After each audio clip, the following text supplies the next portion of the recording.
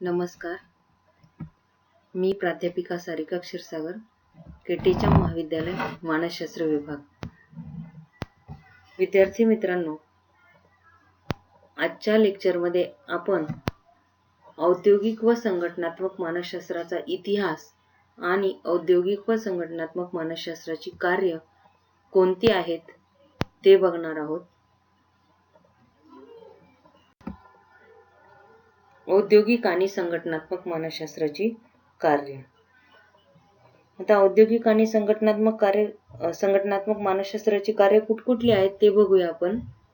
पहिलं कार्य जे आहे, कर्मचाऱ्याची निवड आणि नियुक्ती करणं.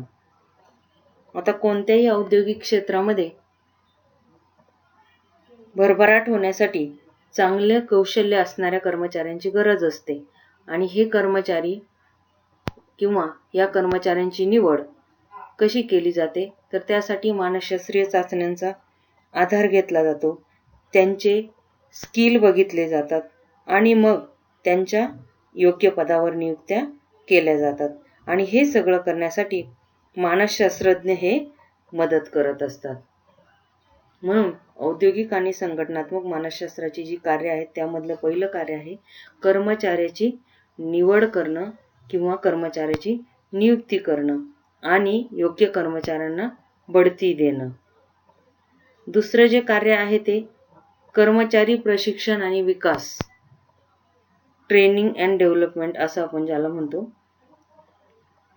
आता औद्योगिक विकासाच्या क्षेत्रामध्ये नवनियुक्त जे कर्मचारी आहे किंवा नव्याने भरती केलेले जे कर्मचारी आहेत तर त्यांना प्रशिक्षण देण्याची गरज असते आणि म्हणून ते कोणकोणत्या नवीन कौशल्य शिकण्याची गरज आहे हे शोधून काढणं आणि त्या अनुषंगाने प्रशिक्षण कार्यक्रमांची योजना राबवणे हे कार्य औद्योगिक आणि संघटनात्मक मानसशास्त्रज्ञांचे आहे. तिसरं जे कार्य आहे ते कार्यनिर्वर्तन मूल्यांकन, म्हणजे एखादा कर्मचारी त्याचं काम किती उत्तमपणे किंवा किती चांगलं करतो, किती परिणामकारकपणे करतो हे शोधण्याचं किंवा निश्चित करण्याचे जे निकष किंवा मानदंड आहेत त्याला आपण म्हणतो कार्यनिर्वर्तन मूल्यांकन. आता ह्या कार्यनिर्वर्तन मूल्यांकनाचा कशासाठी उपयोग होतो, तर गुणवत्ता वाढीसाठी, वेतन वाढ, बढती या गोष्टींसाठी या कार्यनिर्वर्तनाचा उपयोग होतो किंवा एखाद्या कर्मचाऱ्याची श्रेष्ठ कनिष्ठता श्रेणी आपण ज्याला म्हणतो त्याचं मूल्यमापन करण्यासाठी देखील या कार्यनिर्वर्तन मूल्यांकनाचा उपयोग हा होत असतो. चौथं जे कार्य आहे महत्त्वाचं ते म्हणजे संघटना विकास. आता संघटना विकास कशाला म्हणतो आपण, की कामगारांचे आणि कार्यसमूहाचे, ग्राहकांचे आणि परिणामकारकता अधिकाधिक वाढवण्यासाठी संघटनेच्या संरचनेची विश्लेषण करण्याची प्रक्रिया म्हणजेच संघटना विकास होय. आता त्यामध्ये कुठकुठल्या गोष्टी येतात, तर कर्मचाऱ्याचं वैयक्तिक समाधान, समूह बांधणी, सामूहिक आंतरक्रिया, समूह ऐक्य, एकी ज्याला आपण म्हणतो, समूह भावना इत्यादी गोष्टींशी निगडीत ज्या समस्या आहे सर्व संघटना विकास या क्षेत्रामध्ये येत असतात. अशा प्रकारे आपण औद्योगिक आणि संघटनात्मक मानसशास्त्राची कार्य बघितली आहेत. त्यामध्ये पहिलं आहे निवड आणि नियुक्ती, दुसरं आहे कर्मचारी प्रशिक्षण आणि विकास, तिसरं आहे कार्यनिर्वर्तन मूल्यांकन आणि चौथं किंवा शेवटचं आपण ज्याला म्हणता येईल ते म्हणजे संघटना विकास.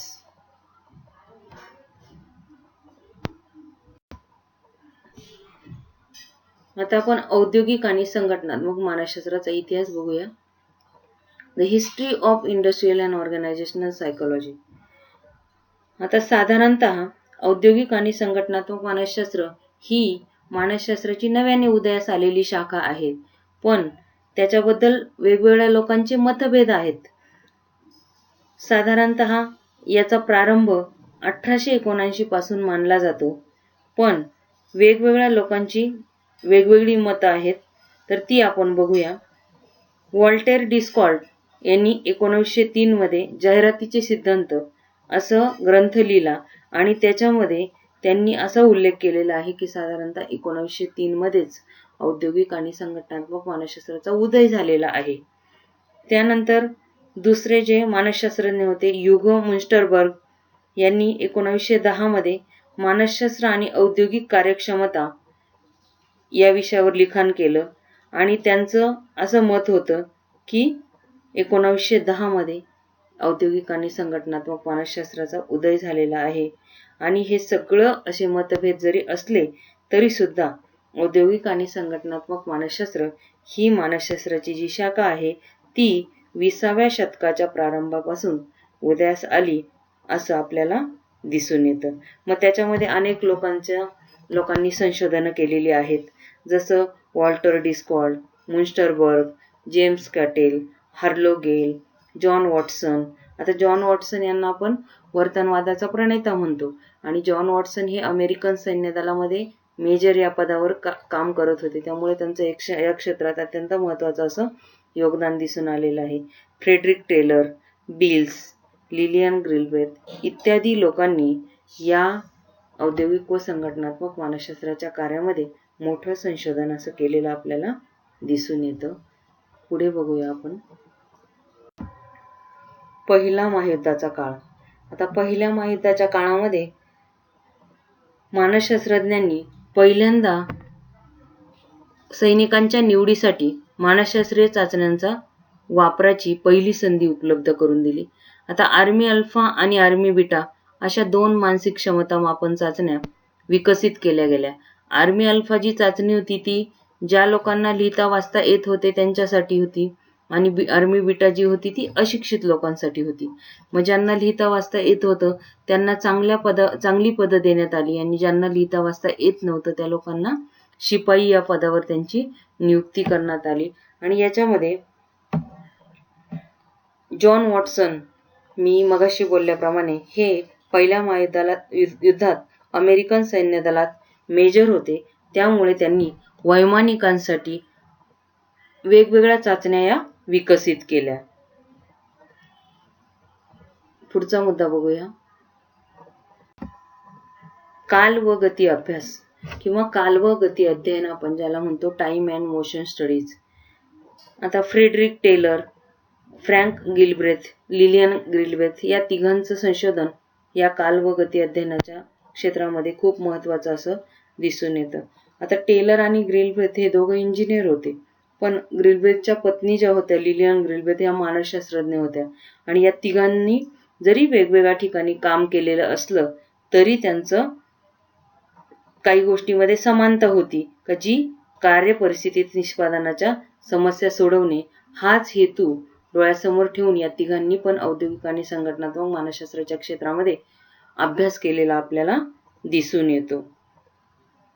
आता याला काल व गती अध्ययन असं का म्हणतो आपण की एखादं काम करण्यासाठी ज्या हालचाली कर्मचारी करत असतो त्या सूक्ष्म हालचालींचा या काल व गती अध्ययनामध्ये अभ्यास केला गेला आणि या हालचालींसाठी किती वेळ लागतो हे निश्चित केलं, म्हणून या कार्याला काल व गती अभ्यास असं म्हटलं गेलेलं आहे.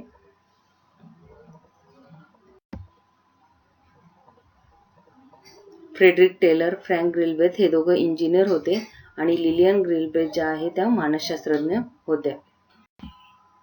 आता टेलरचं कार्य काय होतं औद्योगिक आणि संघटनात्मक मानसशास्त्राच्या क्षेत्रामध्ये टेलर यांनी अतिशय महत्त्वपूर्ण असं कार्य केलेलं आपल्याला दिसून येतं. साधारणतः 20 वर्ष त्यांनी मुख्य अभियंता म्हणून कारखान्यामध्ये काम केलं आणि 3 गोष्टींचा सतत त्यांना अभ्यास करावा लागत असेल तर कोणत्या 3 गोष्टींचा ते आपण बघूया. पहिलं म्हणजे काम करण्याची सर्वात योग्य पद्धती कोणती किंवा कार्य करण्याची सर्वात योग्य पद्धती कोणती. दुसरा जी गोष्ट आहे ती योग्य कार्यभार कोणता, वर्कलोड आपण ज्याला म्हणतो, योग्य कार्यभार कोणता. तिसरं जे आहे ते योग्य वेतन किती, म्हणजे एखाद्या व्यक्ती इतकं काम करतोय तर त्याला किती पगार दिला पाहिजे, किती पेमेंट दिला पाहिजे. या 3 गोष्टींचा त्याला सतत निर्णय करावा लागत असे आणि या सगळ्या बाबतीत त्याने एक पद्धती विकसित केली आणि त्यालाच शास्त्रीय व्यवस्थापन किंवा सायंटिफिक मॅनेजमेंट असं म्हटलं गेलं. आता टेलरने सर्वप्रथम पोलाद कारखान्यामध्ये संशोधन केलेलं आहे आणि पावडे म्हणजे आपण जी माती उचलतो, कोळसा उचलतो किंवा लोखंड उचलतो, त्या पावड्याची रचना कशी पाहिजे याचा टेलरने अभ्यास केला आणि एका व्यक्तीने किती पौंड वजन उचललं पाहिजे, कोणतं पावडं त्या कामासाठी श्रेष्ठ ठरतं, कोणतं पावडं माती उचलण्यासाठी, कोळसा उचलण्यासाठी श्रेष्ठ ठरतं, या सगळ्या गोष्टींचा टेलरने अभ्यास केला. आणि बेथलहेम कारखान्यात टेलरने अजून एक अभ्यास केला. त्यामध्ये साधारणतः एक मजूर सरासरी एका दिवसात किती टन लोखंड मालगाडीत चढू शकतो, या सगळ्या गोष्टींचा टेलरने अभ्यास केला. आणि यासाठी टेलरने सशक्त मजुरांची निवड केली. आणि या गोष्टीसाठी त्याने वेतनवाढीचा पण अभ्यास केला. तुम्ही एवढं काम केलं तर तुम्हाला एवढा पगार मिळेल, म्हणजे कर्मचाऱ्यांना प्रलोभन म्हणून वेतनवाढ त्याने दाखवला आणि प्रत्येक कृतीला लागणारा वेळ इत्यादी गोष्टींचा टेलर यांनी अभ्यास केलेला दिसून येतो आपल्याला. पुढे बघूया. गिलब्रेथचे कार्य. आता गिलब्रेथचा जो अभ्यास होता तो टेलर प्रमाणेच होता, पण त्याने विटा रचणाऱ्या कामगारांचा साधारणतः 1885 पासून त्यांच्या कारकिर्दीला सुरुवात झाली आणि तेव्हापासून त्यांनी बांधकाम उद्योगामध्ये रिसर्च केलेला आपल्याला दिसून येतो. आता तो सूक्ष्म निरीक्षक होता ग्रिलब्रेथ जो आहे तो, म्हणजे एकदम सूक्ष्म ऑब्झर्वेशन आपण ज्याला म्हणतो असं या लोकांचं होतं. याच्यामध्ये सूक्ष्म गती अभ्यास हा महत्वाचा कंपोनंट जो आहे तो ग्रिलब्रेथच्या कार्यामध्ये आपल्याला दिसून येतं.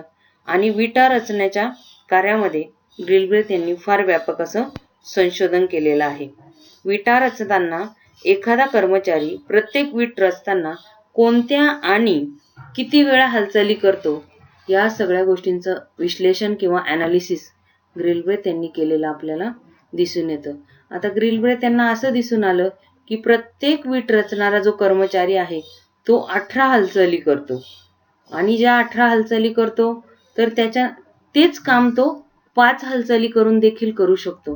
म्हणजे विचार करा तुम्ही की 18 हालचाली करतो आणि तेच काम 5 हालचाली करून करू शकतो, म्हणजे किती अनावश्यक वेळ वाया जातो की ते 13 हालचाली ह्या अनावश्यक आहे. त्यामुळे काय होतं, 5 हालचाली करून जर ते काम करता येतं तर त्यामुळे परिश्रम देखील कमी होतात, वेळेची बचत होते आणि कामामध्ये देखील वाढ होते. म्हणून ग्रिलब्रेथ यांनी दर ताशी तो कर्मचारी जर एवढा वेळ वाचवला, 5च हालचाली करून जर विटा रचल्या, तर दर ताशी एखादा कर्मचारी साधारणतः 350 विटा रचू शकतो. हे गोष्ट त्यांनी शोधून काढली आणि यालाच कार्यसुलभीकरण म्हणजे एखादं काम आपण सोपं करून कसं करू शकतो या गोष्टीचा त्याने अभ्यास केलेला दिसून येतो. आणि एखाद्या कार्यातील क्रमाने होणाऱ्या हालचालीच्या विश्लेषणास गती अध्ययन असं त्याने म्हटलं. म्हणून टेलरने जे काल अध्ययन केलेलं दिसून येतं त्याच्या पुढचा भाग ग्रिलब्रेथ यांनी गती अध्ययन असा केलेला आपल्याला दिसून येतो. म्हणजे दोघांचं संशोधन जरी वेगवेगळ्या ठिकाणी असलं तर त्यांचे मूळतः हेतू समान असल्यामुळे या संशोधनाला एकत्रितपणे आपण असं म्हणू शकतो काल व गती अध्ययन किंवा टाइम अँड मोशन स्टडी.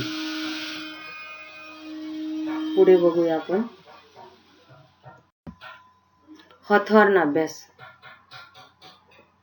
आता हॉथॉर्न प्रकल्प जो होता त्याच्यामध्ये हे संशोधन झालेलं आहे किंवा हा अभ्यास झालेला आहे, म्हणून याला हॉथॉर्न अभ्यास म्हणूनच ओळखलं जातं.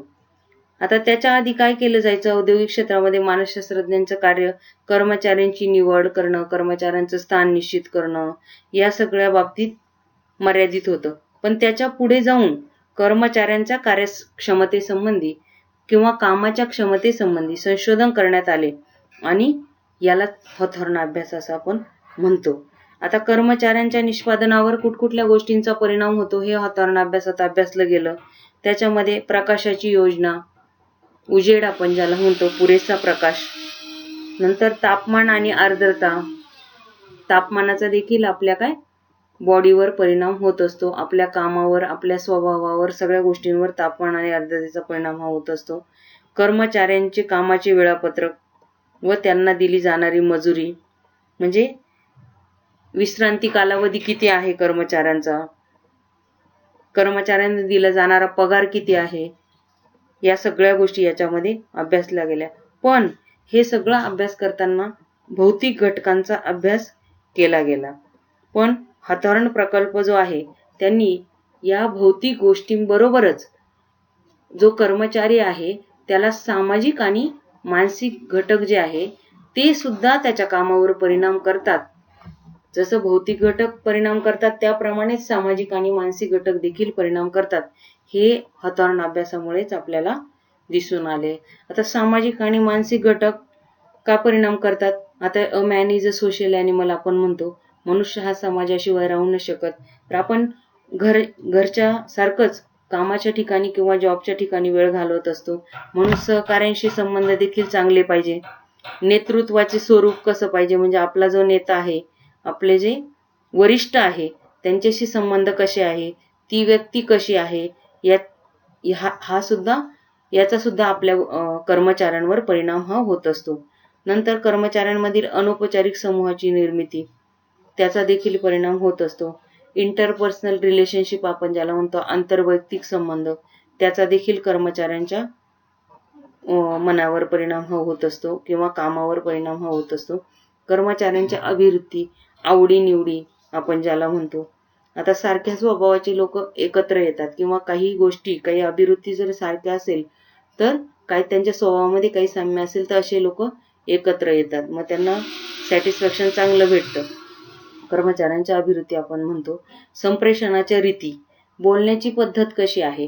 वरिष्ठाने जर गोड बोलून काम सांगितलं ना तर ते व्यवस्थित काम करतात कर्मचारी, पण लादलं तर ते करत नाही. म्हणून मग काम सांगण्याची पद्धत कशी आहे, संप्रेषणाच्या रीती कशा आहेत.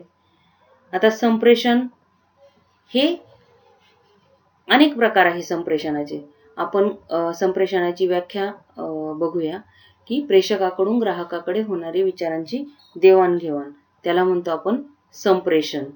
आता वरिष्ठाकडून कनिष्ठाकडे होणारं संप्रेषण, कनिष्ठाकडून वरिष्ठाकडे होणारं संप्रेषण, ऊर्ध्वगामी अधोगामी संप्रेषण, लेखी संप्रेषण, तोंडी संप्रेषण, असे संप्रेषणाचे अनेक प्रकार आहेत. तर संप्रेषणाच्या रीती कशा आहेत ज्या ठिकाणी कामगार काम करतात.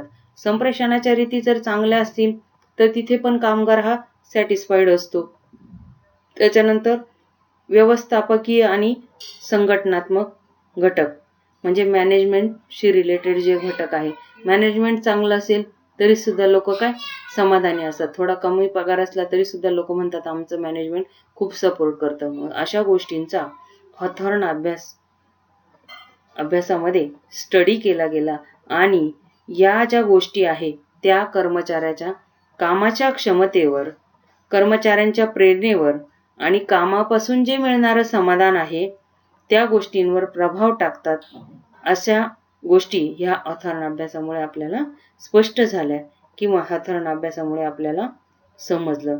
म्हणून ह्या अभ्यासाने औद्योगिक आणि संघटनात्मक मानसशास्त्रात अभ्यासासाठी अशी नवीन क्षेत्रे उदयाला आली आणि कर्मचाऱ्यांचा अभिवृत्तीचा परिणाम शोधण्यास आणि वेगवेगळ्या कार्यपरिस्थितीत मानवी संबंधावर लक्ष केंद्रित करण्यास संशोधकांना उद्युक्त करण्याचे काम हॉथॉर्न अभ्यासामुळे झाले आणि हे हॉथॉर्न अभ्यासाचं सगळ्यात मोठं असं योगदान आहे. आता अजून हॉथॉर्न अभ्यासामुळे मध्ये कोणकोणत्या गोष्टींचा अभ्यास केला गेला, जसं कर्मचाऱ्यांचा विश्रांतीचा कालावधी, सुट्टीचा कालावधी म्हणतो, दुपारी आपली जी जेवणाची सुट्टी असते ती, दुपारचे मोफत जेवण, कामाचा लहान दिवस, आता काही ठिकाणी 5 दिवसाचा आठवडा असतो. या सगळ्या गोष्टी कर्मचाऱ्याच्या कामावर किंवा कर्मचाऱ्याच्या कार्यसमाधानावर परिणाम करत असतात. हे हॉथॉर्न अभ्यासामुळे आपल्याला समजले. पुढचा मुद्दा बघू. आता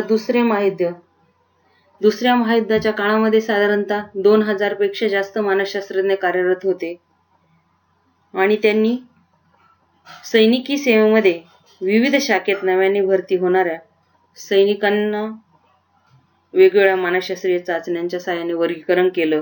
सैनिकांना प्रशिक्षण दिलं गेलं. अत्याधुनिक विमाने, रणगाडे, जहाजे यांची रचना कशी असायला पाहिजे, त्यासाठी कोणकोणती नवीन कौशल्य शिकली पाहिजे, या सगळ्या गोष्टींमध्ये मानसशास्त्रज्ञांचं खूप मोठं असं योगदान दिसून आलेलं आहे. त्याच्यानंतर युद्धजन्य परिस्थितीमध्ये संहारक शस्त्रे जे आहे तर ते तयार करणाऱ्या अभियंत्यांना देखील मानसशास्त्रज्ञांची मदत झाली. त्यानंतर वेगवान विमाने, युद्ध नौका किंवा लढाऊ विमान आपण ज्याला म्हणतो, तर या सगळ्या गोष्टींचा रचना कशी पाहिजे, या सगळ्या गोष्टींमध्ये अभियंत्यांना औद्योगिक आणि संघटनात्मक मानसशास्त्रज्ञांनी मदत केलेली दिसून येते. आता सैनिकी मानसशास्त्रज्ञांकडे कोणकोणती प्रकारची कार्य होती ती बघूया आपण. पहिलं जे आहे ते सेवेत असणाऱ्या कर्मचाऱ्यांच्या मानसिक स्वास्थ्याचे मूल्यमापन करणे व त्यांना वेळोवेळी समुपदेशन करणं किंवा काउन्सिलिंग करणं. दुसरं जे आहे सैन्यात वापरल्या जाणाऱ्या साधनांच्या रचना तयार करण्यात अभियंत्यांना मदत करणं आणि यातूनच अभियांत्रिकी मानसशास्त्र किंवा इंजिनिअरिंग सायकोलॉजी ही औद्योगिक आणि संघटनात्मक मानसशास्त्राची नवी शाखा उदयास आलेली आपल्याला दिसून येते.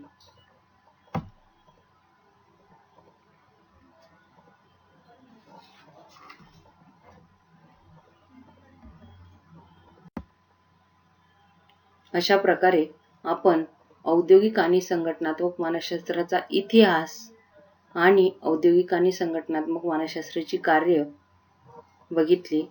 आता सरावासाठी काही प्रश्न आहेत. औद्योगिक मानसशास्त्र म्हणजे काय ते सांगून स्वरूप आणि व्याप्तीविषयी चर्चा करा. दुसरा प्रश्न आहे औद्योगिक मानसशास्त्राची कार्य सांगा. टिपा लिहा.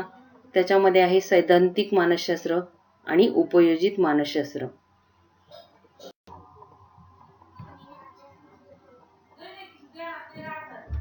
Thank you.